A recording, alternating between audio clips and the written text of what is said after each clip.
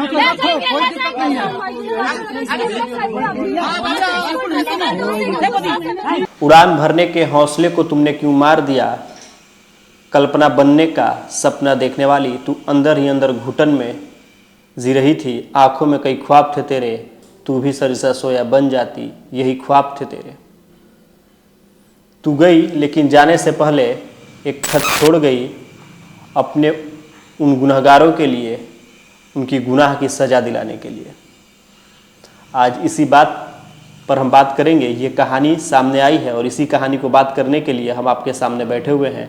ये कहानी झारखंड के धनबाद जिले से महज 15 किलोमीटर दूर ये तेतुलमारी एक थाना पड़ता है। उसी थाने के अंतर्गत में ये चंदौरी बावरी बस्ती की रहने वाली उषा की कहानी है।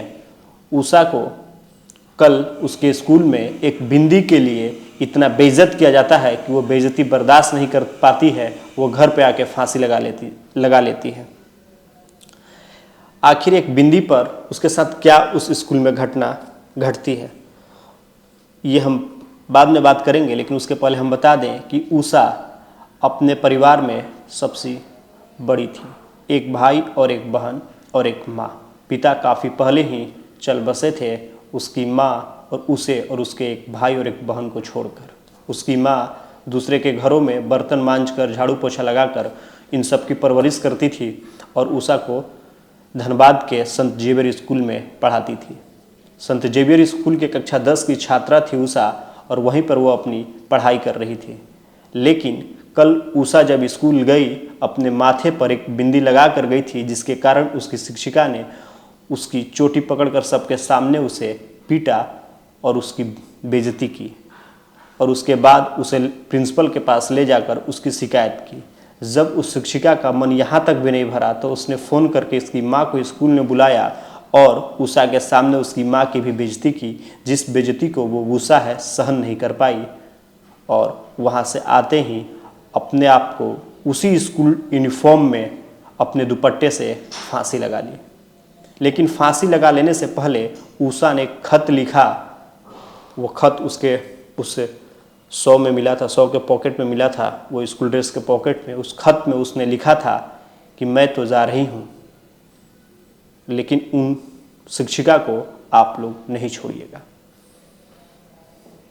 तो यही उषा की कहानी है। उषा के उस यूनिफॉर्म के पॉकेट में वो खत मिला और वो खत उषा ने तेतुलमारा थाना प्रभारी महोदय के नाम से लिखा था और उस खत में उसने लिखा भी था। सब्जेक्ट क्या दिया था ये मैं आपको बता रहा हूँ कि बेइज्जती करके स्कूल से निकाल दिया गया।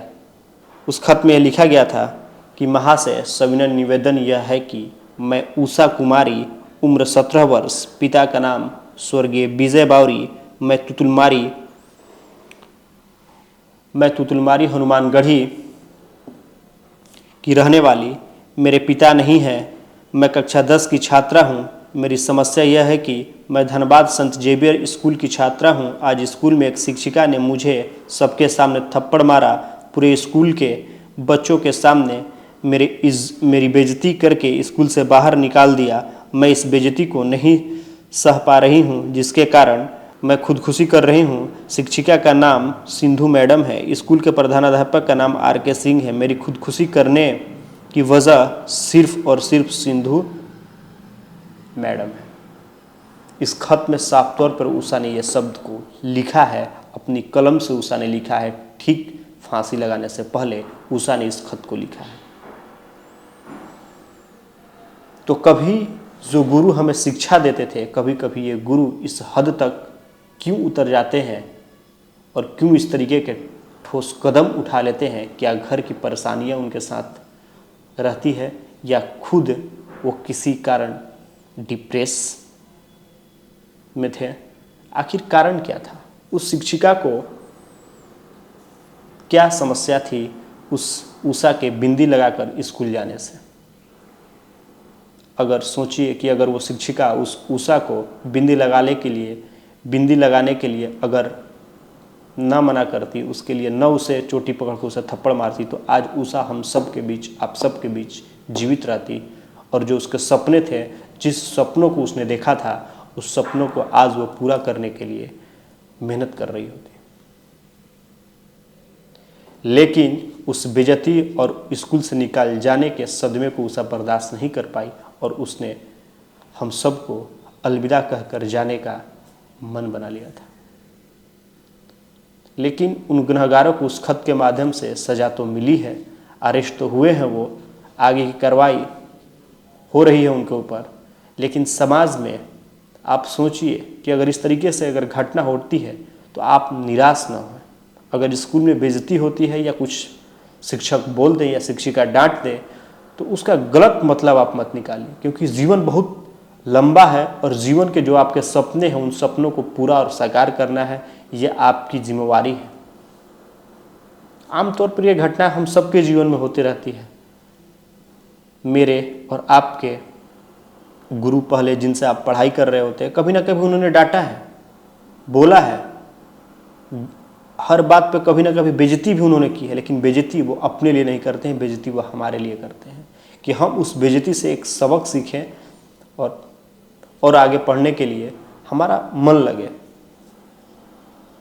तो इसीलिए इस तरीके का गलत कदम आप सब उठाने के लिए कतई न सोचें। धन्यवाद।